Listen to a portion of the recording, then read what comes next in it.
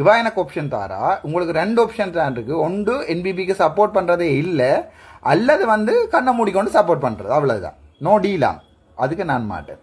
இந்த தமிழ் இல்லத்துக்கு என்ன டீல்னு சொல்லுங்க, நான் சப்போர்ட் பண்ணுவேன். அதுதான் நான் நேரத்தையுமே கேட்குறது. ரைட், இப்போ விஷயத்துக்கு வருவேன். நீங்கள் என்ன கேட்பீங்க, உனக்கு என்ன டீல் வேணும், அதாவது வந்து நாங்கள் உன்னை நம்பி ஓட்டை போட போகிறோம்னு சொன்னால், எங்களுடைய சொந்தங்களுக்கு எடுத்து சொல்ல போகிறோம், அர்ச்சுனா காட்டுவர்களுக்கு ஓட்டை போடுங்கன்னு சொன்னால் உனக்கு என்ன டீல் வேணுமென்று இந்த மனசை தொட்டு சொல்கிறேன்.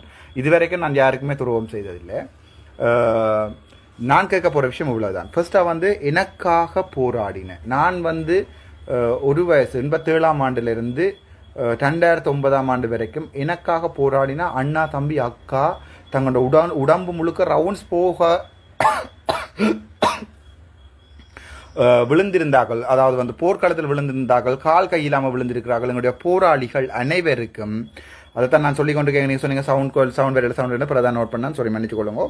அவர்கள் அவ்வளோ பேரையும் வந்து மீளாக கட்டமைத்து அவர்களுடைய உணவு, உடை, உறையுள், அவருடைய வேலை செய்கின்ற இடம் எல்லாமே பார்த்து அவர்களை கண்காணிக்க, அதாவது அவர்களுடைய பாதுகாக்கின்ற பொறிமுறைகளை வந்து நான் ஏற்படுத்தும் போது ஒருத்தரும் தடை செய்யக்கூடாது. அதாவது போராளி குடும்பங்களையோ யுத்தத்தால் பாதிக்கப்பட்ட அப்பாவி பொதுமக்களையோ நான் வந்து திரும்ப அவர்களுக்கு உதவி செய்யும் போது ஒருத்தருமே தடை செய்யக்கூடாது. அதை என்பிபிட்டையோ அல்லது ரணில் ஐயாட்டையோ அல்லது வந்து சஜித் ஐயாட்டையோ கேட்பேன். ரெண்டாவது வந்து எங்கள்ட வெளிநாட்டில் இருக்கிற ஒரு அரசியல் கைதியாகவும் இருக்கலாம் அல்லது உள்நாட்டில் இருக்கிற அரசியல் கைதியாக இருக்கும், எல்லாருமே சுதந்திரமாக வந்து போகணுமன்றதான் என்னுடைய 2வது கோரிக்கை. எங்களோட தாய் நாட்டில் வந்து சாக வேணுமன்றது என்னுடைய அவர்களுடைய கோரிக்கை. அதை நான் பிரதிபலிப்பேன்.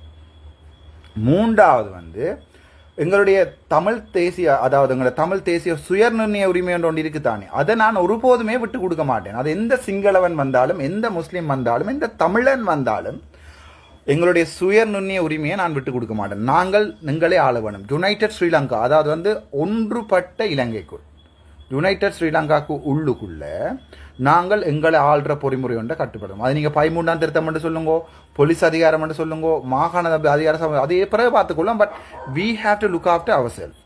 நீங்கள் வந்து எங்களை பார்க்கலான்றதான் என்னுடைய பாலிசி. அதைத்தான் நான் என்னுடைய 3 டீலாக இருக்கும். மற்றபடி காசு டீல் கதைக்கிறேன் என்றால் நான் எப்பயோ கதைச்சிருப்பேன். உங்களுக்கு விளங்கி இருக்கும்.